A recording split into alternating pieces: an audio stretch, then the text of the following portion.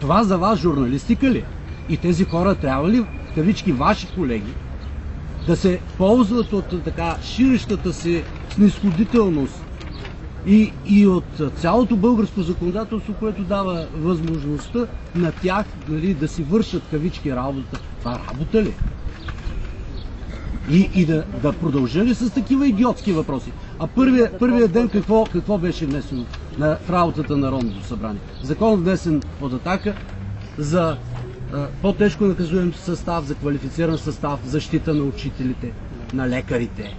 Какво беше гледано също? Нещо, за което устите ни се изприщиха в миналото Народно събрание. Сме го гласували и сме го говорили по какъв начин. Не начин, не съм го внасял по член 43, алинея 3, не знам колко пъти да бъдат увеличени обезщетенията за майките с деца. Разбирате за какво става дума. И сега тази въпросната, вие читате ли, че е ваша колежка журналист? Да, не, отговорете. Вие такъв въпрос можете ли да дойдете и да ми зададете? Такъв въпрос. Не би го задал по такъв начин. А по какъв начин ще го зададете този въпрос? Може би по-културно. Ама не, можете ли изобщо да зададете такъв въпрос? Има ли такъв въпрос? И може ли да има такъв въпрос? Ето, аз се отнасям от вас и ви питам. Нали? Може ли да зададеш такъв въпрос? Като в миналото Народно събрание същата тая, задаваше ли въпроса, защо първият закон, който се ни дава в 41-то Народно събрание, беше за нотариусите на Искра Фидосова? Защо и вие не го зададахте? Защо, госпожо Фидосова? Той действително такъв закон беше гласуван.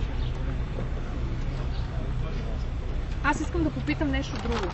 Кога председателите на партиите Ред, законност и справедливост Яне Янев и председателя на партията Национален фронт за спасение на Бойко, господин Валери Симеонов, ще си подадат оставките?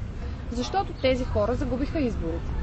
Всички останали, които не влязаха в Народното събрание, си подадаха оставките. Тези двама души, помощници, първи приятелки на господин Борисов, не си подават оставките. Защо не си подават оставките? Защото те сега трябва да изпълняват неговите поръчки. Той е толкова страхлив, че дори не застава с лицето си да тормози по начина, по който иска да тормози Сидеров, защото Сидеров му дръпна килимчето. Сидеров го уволни.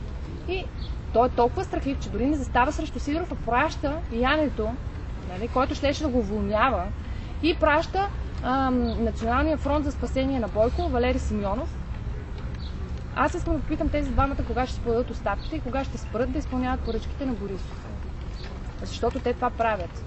В момента тройната коалиция е Национален фронт за спасение на Бойко, Ред, законност и справедливост и ГЕРБ. Това е тройната коалиция. Тези три партии искат да настане анархия, да няма парламент, да няма кабинет, да няма правителство и да успеят да се измъкнат от България, за да не бъдат съдени. За да не им се търси сметка за всичко, което са направили. Те това искат. Само, че няма да се случи. И Сидеров се погрижи за това Бойко Борисов да не се върне на власт. Той това не може да му прости и затова изпраща тези двама палячовци да му изпълняват поръчките. Те, ако са мъже, поне 1%. Нали? Сега за Янето знаем, ама други айде. Ако са поне 1% мъже, ще се подадат оставките. Това е нещо, което трябва да направят тези двамата. От колко часа сте вече? Мисля, че повече от 3 часа така чука. Това нас никога така не ни е притеснявало. Ако трябва 30, 300, колкото трябва, толкова часове ще сме тук. Ръководството на BTV трябва да излезе и да се извини за това, че водеща на BTV в национален ефир нарича лидерът на партия „Атака“ лумпен. По същия начин бяха наречени избирателите, българския народ, от Валери Симеонов, който е председател на Националния фронт за спасение на Бойко. Тези хора трябва да излязат и да се извинят. Това е. Бойко ви нарече лош материал също така. Да. И още нещо искам да ви кажа. Не мога да разбера, Бойко Борисов бил се връцна се като щипана госпожица в парламента. Нямало да влиза повече в зала, защото бил сърдит на отношенията на „Атака“. На кое отношение, господин Борисов, вие сте сърдит? Вие, който нарекохте българите лош материал. Вие, който казахте, че пенсионерите са изяли фискалния резерв. Вие, който казахте, че младите хора трябва да ходят да копаят картофи. Вие, който единственото нещо, което правите през управлението си, е да обяснявате какви хубави магистрали и колко много магистрали сте построили, което всъщност е една лъжа, защото вие сте построили много по-малко магистрали от миналото управление.